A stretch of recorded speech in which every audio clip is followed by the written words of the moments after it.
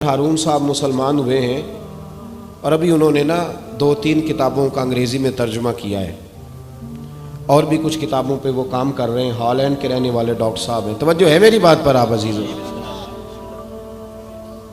Doctor صاحب کہتے ہیں کہ میں نے یہ سنا تھا کہ مسلمان دہشت گرد ہیں، یہ بم بلاسٹ کرتے ہیں۔ تو میں جہاں لفظ اسلام آتا تھا وہاں سے میں تھوڑا بچ جاتا تھا، پیچھے ہٹ جاتا تھا، لیکن میرے مزاج کے اندر یہ بات شامل تھی کہ میرے اندر اللہ نے بڑا انسانیت کا جذبہ رکھا ہوا تھا۔ تو میں ایک تنظیم قائم کر رہا تھا، میرا خیال تھا کہ ایک ایسی جماعت بناؤں کہ جو پوری دنیا کے اندر اسلام، توجہ ہے میرے عزیزوں کی؟ کہتے میرا خیال تھا ایسی جماعت قائم کروں کہ جو پوری دنیا میں لوگوں کی خدمت کرے اور بغیر امتیاز کے کرے، اسلام والوں کی بھی اور غیر مسلموں کی بھی۔ لیکن مجھے بڑا دھچکا رہتا تھا کہ مسلمان سخت گیر قوم ہے۔ میں نے بہت ساری جماعتوں کا منشور اور دستور منگایا اور میں نے کہا میں اپنی جماعت کا دستور لکھوں گا تو پہلے ذرا سارا میں مطالعہ کر لوں۔ ڈاکٹروں کا ٹیبل ہوتا ہے، اس کے اوپر شیشہ لگا ہوتا ہے، نیچے وہ جو چیز ضروری ہوتی ہے وہ رکھ لیتے۔ کہتے ایک مصر کے مولانا صاحب آئے ہوئے تھے ہالینڈ کے دورے پر، اچھی انگریزی جانتے تھے تو کسی وجہ سے علیل ہو گئے۔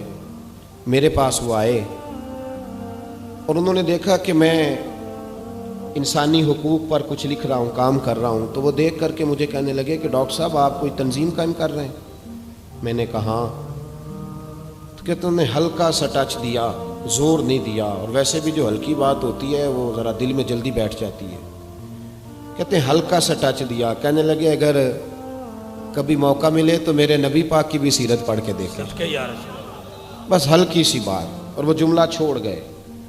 اعلیٰ حضرت فاضل بریلوی علیہ رحمہ نے لکھا ہے ضروری نہیں کہ تم جو کہہ رہے ہو وہ منوا کے اٹھو، لیکن میسج ضرور چھوڑ دیا کرو۔ جب انسان کے ذہن میں بات ہوتی ہے یہاں سٹاک ہوتا ہے جب بات کا، تو جب وہ کام کرنے لگتا ہے تو ایک دفعہ وہ بات سامنے ضرور آتی ہے، کہہ دیا کرو۔ انہوں نے کہہ دیا کہ ڈاکٹر صاحب ایک دفعہ حضور کی سیرت بھی پڑھ لیں۔ کہتے ہیں میرے ذہن میں بات بیٹھ گئی، مصروف آدمی تھا، زیادہ تو نہیں میں مطالعہ کر سکتا تھا، لیکن میں ایک دن 10 منٹ گھر میں ملے تھے تو میں کمپیوٹر پہ بیٹھا اور میں نے کہا کہ انگریزی میں جو کتابیں حضور سید عالم صلی اللہ علیہ وسلم کی سیرت کی ہیں ان کو ذرا دیکھتا ہوں۔ تو فرماتے ہیں کہ میں نے نیٹ پہ سرچ کیا، پہلی حدیث آئی اور میں کلمہ پڑھ کے مسلمان ہو گیا۔ حدیث کہاں ہے؟ سبل الہدی والرشاد میں بھی ہے، کنز المال میں بھی ہے، مسند احمد میں بھی ہے، ابن اسحاق میں بھی ہے، ابن اشام میں بھی ہے، اور شاید سیرت کی تمام کتابوں میں آپ کو روایت مل جائے۔ نبی پاک صلی اللہ تعالیٰ علیہ وسلم کی حدیث اور روایت کرتے ہیں حضرت سلمان فارسی رضی اللہ تعالیٰ عنہ، اور ساتھ ہیں سیدنا بلال حبشی رضی اللہ تعالیٰ عنہ۔ فرماتے ہیں ہم گھر سے نکلے، حضور نے فرمایا ذرا جلدی چلو ایک ضروری کام ہے۔ فرماتے ہیں بڑی تیزی کے ساتھ آج روٹین سے ہٹ کر محبوب نے تیز تیز قدم مبارک اٹھائے، تیز تیز، اور فرماتے ہیں ایک گلی ہم نے کراس کی، دوسری گلی میں جو پہنچے تو پھٹے پرانے کپڑے، سادی سی بی بی، اور حالت بتاتی تھی کہ بیچاری کسی غریب گھر کی ہے۔ وہ سڑک پہ کھڑی تھی اور رو رہی تھی۔ میرے کریم رسول نے فرمایا بلال اسے پوچھو کیا مسئلہ ہے، کیوں روتی ہے؟ تو حضرت سلمان عرض کرتے ہیں میں نے کہا حضور میں پوچھ لیتا ہوں، آپ جائیے، کام بڑا ضروری ہے جو نکلیں، میں معلومات کرتا ہوں۔ تو محبوب نے فرمایا نہیں، اس کے آنسو پوچھنے سے ضروری کوئی کام بھی نہیں، پہلے اس کی داد رسی ہوگی، اسے پہلے پوچھا جائے گا۔ روتے نہیں رہتے لوگ گھروں میں، لوگ گزر نہیں جاتے چپ کر کے؟ کتنے لوگ تڑپتے، کون احساس کرتا ہے؟ نبی پاک سید عالم صلی اللہ علیہ وسلم رکے اور اس خاتون سے پوچھا کیا بات ہے؟ اس نے کہا کہ بات کوئی بھی نہیں، میرا ایک ہی موٹا سا مسئلہ ہے۔ کہا وہ کیا؟ کہنے لگی میں غریب ہوں، اور غریبی بذات خود بہت بڑا گناہ ہوتی ہے، لوگ بڑا جرم سمجھتے ہیں اس کو بذات خود۔ میں نے شروع میں کہا کہ مذہبی سٹیج کی بھی صدارت غریب آدمی نہیں کر سکتا، کیونکہ غریب جو ہوا جد کول دتھی ہونی انہیں نیڑے بہنا ہے جی، جد کول نہیں انہیں تو پیچھے جا کے بہنا اینڈ تے، اس کول کہڑا دتھی ہے۔ اس اسٹیج پہ بھی غریب آدمی کی صدارت نہیں ممکن ہو ہی نہیں سکتا. میرے رسول پاک سید عالم صلی اللہ تعالی علیہ وآلہ وسلم نے فرمایا پہلے اسے پوچھو کیا مسئلہ ہے. تو کہنے لگی میں غریب ہوں, بوڑھی ہو گئی ہوں, ساری زندگی غلامی میں گزاری ہے, تیل لینے آئی تھی 5 دینار کا, بوتل میں تیل بھروایا ہے, اور اب بوڑھی ہوں نا تو کمر درد کرتی ہے, پیر پیچھے موڑا ہے تو میں گری ہوں, تیل زمین پی گئی ہے, اب زمین تو واپس نہیں کرتی, لیکن واپس جاؤں گی تو ایک یہودی عورت کی ملازمہ ہوں, وہ درے سے مارے گی, کھال ادھیڑ دے گی, میں بڑی پریشان ہوں, اب نہیں مار کھائی جاتی, ہڈیاں بوڑھی ہیں, قربان جاؤں. حضرت بلال کو حضور نے حکم دیا, فرمایا دوڑ کے گھر جا 5 دینار لا. فرماتے ہیں 5 دینار لائے, تیل خرید کے دیا, وہ پھر رونے لگی. فرمایا آپ کیوں روتی ہے؟ اس نے کہا بتایا نا غریب ہوں, غریب کا جرم کوئی نہیں ہوتا, لیکن پیس دیا جاتا ہے, پھر بھی مار تو اب بھی پڑے گی, اب کیوں پڑے گی؟ تو عرض کرنے لگی محبوبہ مار اس لیے پڑے گی کہ دیر سے کیوں آئی ہے. تو میرے کریم رسول, اور وہ بی بی حضور ابھی آئے ہیں مدینہ طیبہ, امام یوسف صالحی فرماتے ہیں ابھی آئے تھے حضور, سبل الہدی والرشاد کے مصنف کہتے ہیں ابھی آئے تھے نبی پاک, وہ جانتی بھی نہیں تھی. تو سید عالم صلی اللہ تعالی علیہ وسلم نے فرمایا اچھا مار پڑے گی؟ کہا ہاں. او بھائی کونسلر جو کل آپ کو کہہ رہا تھا نا میں آپ کا خادم ہوں, کونسلر بے گناہ, بلکہ ہمارے ایس ایچ او صاحب اگر چودھری پہ پرچہ آ جائے تو اس کو ٹیلی فون کر کے پوچھتے ہیں صاحب جی تہاڈے خلاف درخواست آئی ہے, ادا کی کرنا ہے. تو غریب آدمی بیچارہ, اس کی غلطی یہ تھی کہ وہ غریب تھا, تو اس نے ریڑھی لگا لی چوک میں, اس کو دبوچ کے لے گئے, تینوں پتہ نہیں اتنے نہیں کھلوئی دا. تو اس کے پاس کل انویسٹمنٹ ہی 5000 تھی, سارا لے گئے. پھر وہ کونسلر صاحب کے پاس چلا گیا, سر میرے نال چلے آجے ذرا میں تھانے جانا ہے. انہوں نے کہا گڈی کرائی آ, پیسے ہے نہیں ایویں تھانے جائیدا ہے. اب وہ گاڑی لایا ہے, پتہ نہیں کہاں سے لایا ہے, تھانے پہنچا ہے.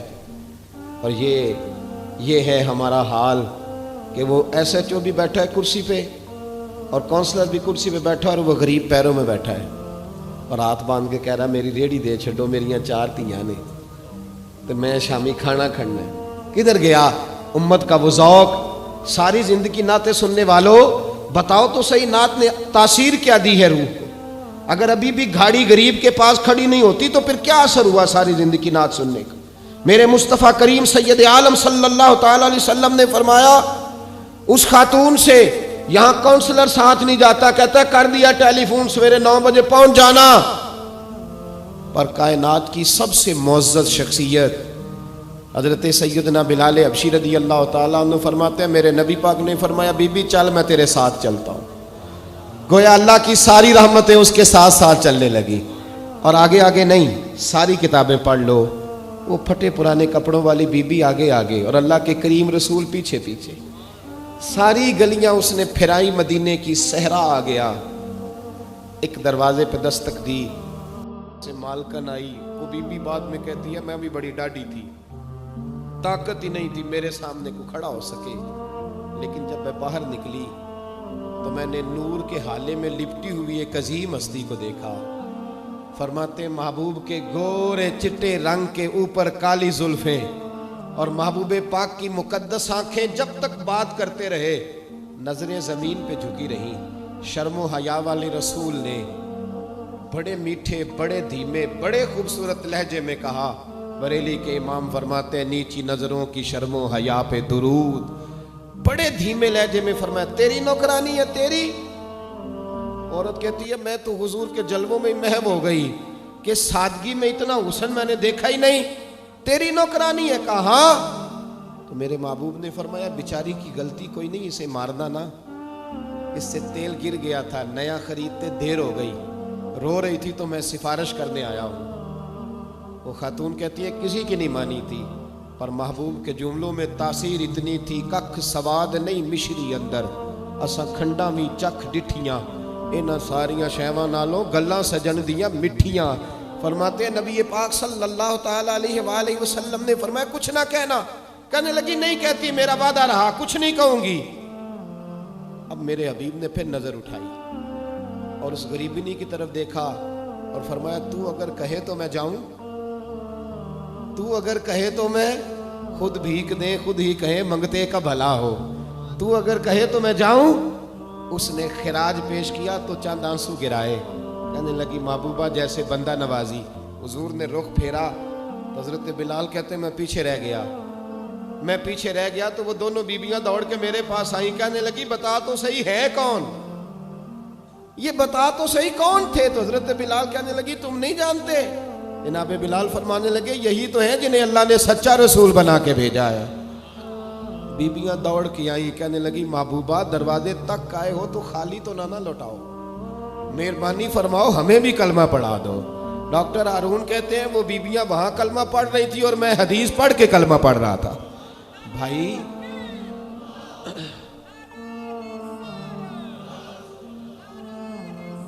اگر دولت احساس ہے نا پھر تو زندہ ہے۔ جو زندہ ہوتا ہے اس میں لچک ہوتی ہے، جو مر جاتا ہے وہ اکڑ جاتا ہے۔ اگر زندگی ہے تو پھر احساس ہونا چاہیے، اگر تیرے اندر زندگی ہے تو پھر احساس ہے، اور اگر تیرے اندر احساس نہیں رہا نا تو پھر زندگی زندہ دلی کا نام ہے۔ مردہ دل کیا خاک جیا کرتے، احساس سے مروت پیدا کر، تھوڑا سا دائیں بائیں بھی دیکھیں، تھوڑا پلٹ کر بھی دیکھیں کہ کہیں آپ کی ضرورت تو نہیں۔